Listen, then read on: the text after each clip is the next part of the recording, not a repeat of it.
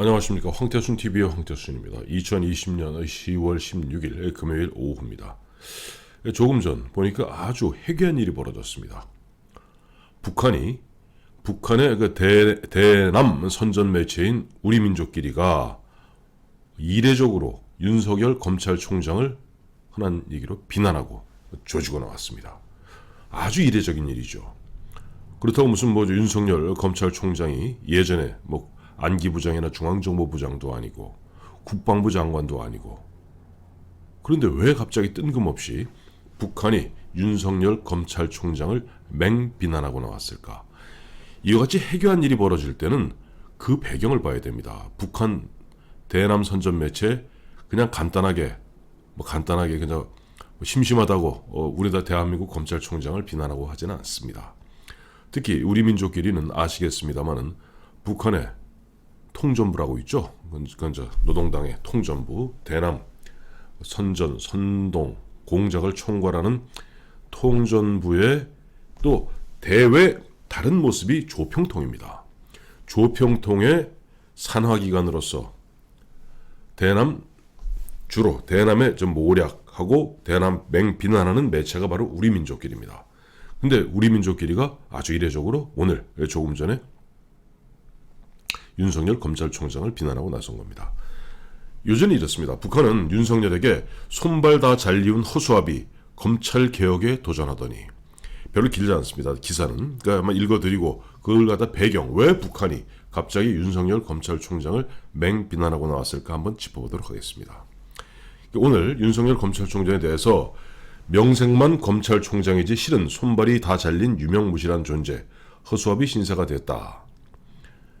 이런 우리 민족끼리 기사의 제목은 허수아비 신세라는 겁니다. 그러면서 법의 칼날을 휘두르며 무소불위로 놀아대던 검찰총장 윤석열이 연이어 진행된 검찰 인사 및 직제 개편으로 측근들을 다 잃었다. 윤석열 총장은 사람에게 충성하지 않는다는 말로 법과 원칙밖에 모르는 듯 자신을 묘사하여 자주 언론에 등장했으나 검찰총장에 들어앉자 사법 대통령이나 된 듯이 기고만장하여 민심의 한결같은 검찰개혁 요구에 정면으로 도전해왔다.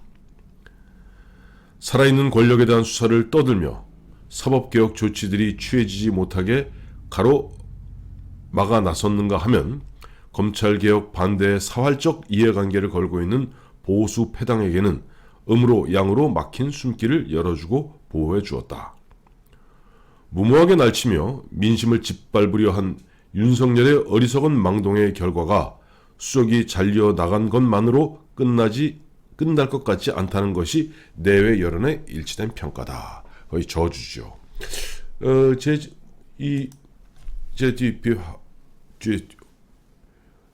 이제 백드롭 배경 화면에 나오는 문재인 대통령과 윤석열 검찰총장의 모습은 지난해 8월 윤석열 검찰총장이 청와대에서 임명장 받으러 들어간 바로 그 광경입니다. 그날 문재인 대통령은 윤석열 총장에게 우리 총장님 하면서 흔한 얘기로 살아있는 권력에 대해서도 칼을 다 대주실 거죠. 청와대나 정부 여당에서도 잘못한 거 있으면 다 혼내주실 것이죠.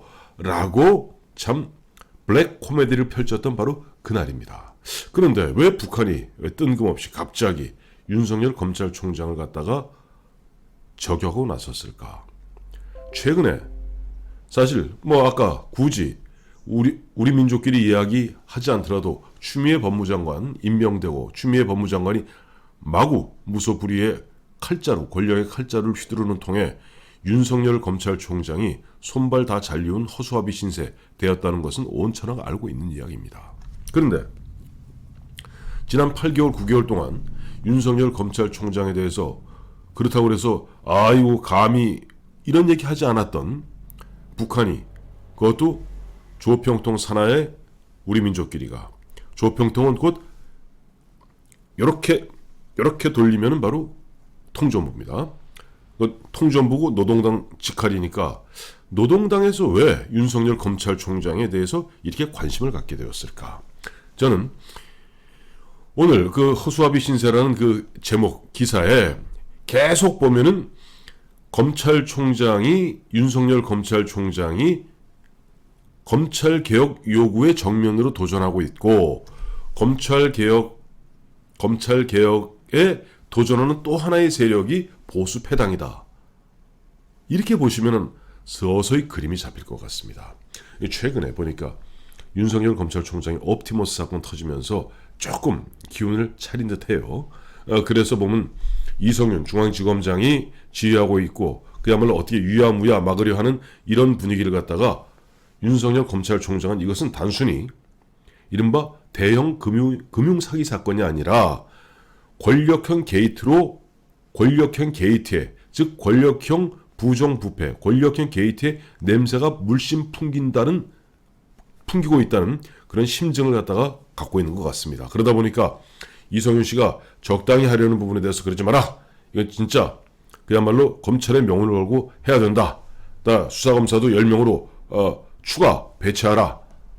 물론 추미애 장관에 의해서 10명이 5명으로 잘리긴 했습니다만은 그런 일이 바로 이번 주에 있었고, 또 하나 있었습니다. 어제죠.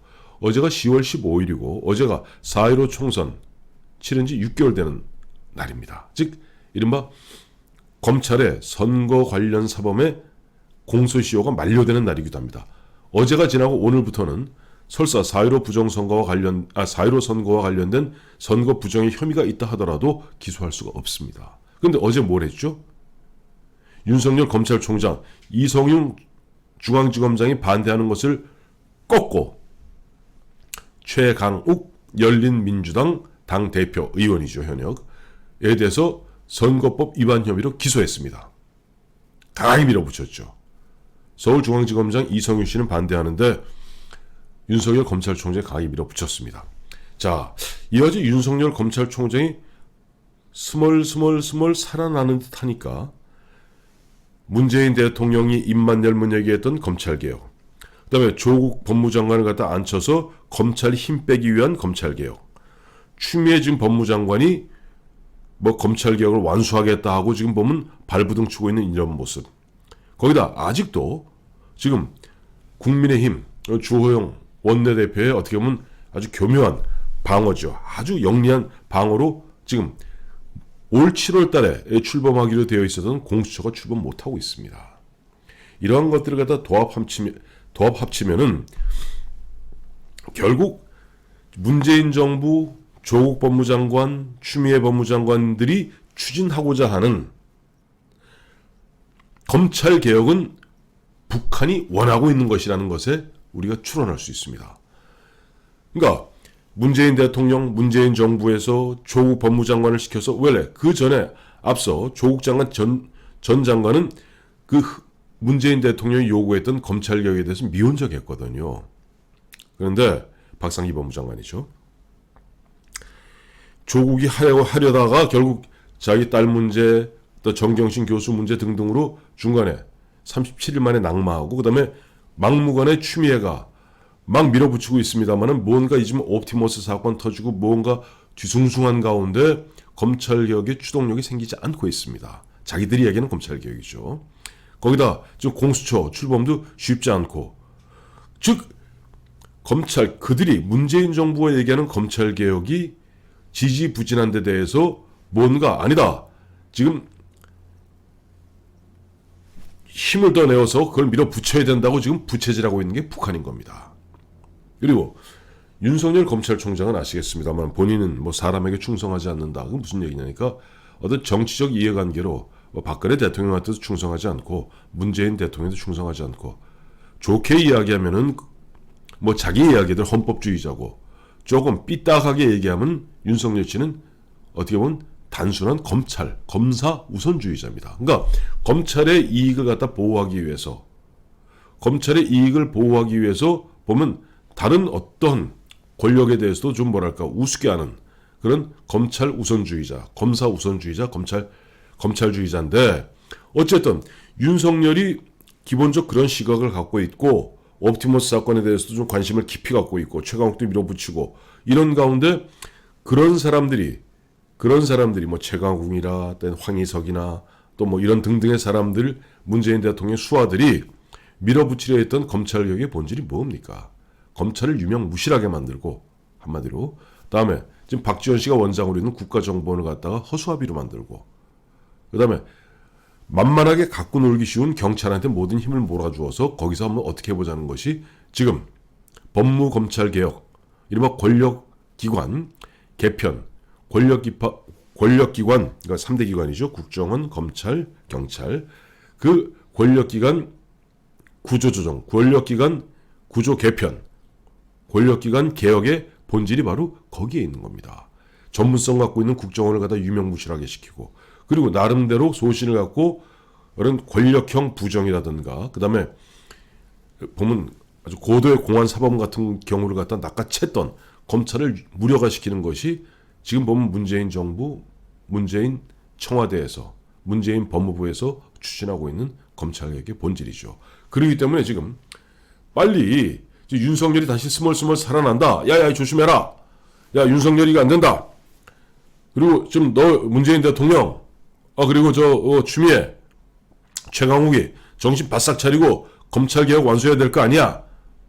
그것이 이른바 남조선 남녘 동포들의 그런 소원 아니겠어? 라고 오다를 때리는 건데, 제가 지금부터 하나 예측 하나 하겠습니다. 이제 보면은 북한의 조평통 산하의 대남 선전 매체인 우리민족끼리가 윤석열 검찰총장을 갖다가 1차 타겟으로 삼아서 좌표를 설정했죠. 좌표를 설정해서 공격을 시작했으면 이제 보면은 이른바 친북 세력들, 또 북한의 우호적인 세력들, 또 문재인 대통령 하면 그저 우리 문프가 최고야 라고 하는 이런 사람들이 이제 윤석열 총장에 대해서 좌표가 설정되었기 때문에 아마 맹비난을 갖다 퍼붓기 시작할 겁니다. 왜? 이것이 최소한 문재인 정부 들어서 우리가 보아왔던, 누가 좌표를 설정하고, 그 좌표를 설정하는 것은 예전에는 보면은 원탁에, 어둠의 원탁에 있는 그 사람들이 좌표도 설정했고, 또 그 유튜버란다, 네티즌 중에서도 보면은 그 문꿀 오소리 한 20여 명 된다는 거 아니에요? 한 20에서 40명 정도? 그들이 좌표 설정하면 누군가를 갖다 박살을 냈거든요. 근데 이제는 북한이 직접 좌표를 설정하고 나선 것 같습니다. 윤석열. 자, 윤석열이 살아나면은 우리 북한으로 봐서 굉장히 유리한 환경이 조성될 수 있는 검찰개혁이 자칫 잘못하면 좌절될 수 있다. 검찰개혁만 완수되면 우리가 그야말로 남쪽에서 얼마든지 활개치고 다닐 수 있을 텐데, 또 우리한테 얼마나 우호적인 환경이 조성될 텐데, 지금 자칫 잘못 이번에 옵티머스 사건 때문에 윤석열이 다시 살아날 조짐을 보인다. 경계하라! 라고 좌표를 설정한 것이다. 그렇게 보는 게 맞을 겁니다.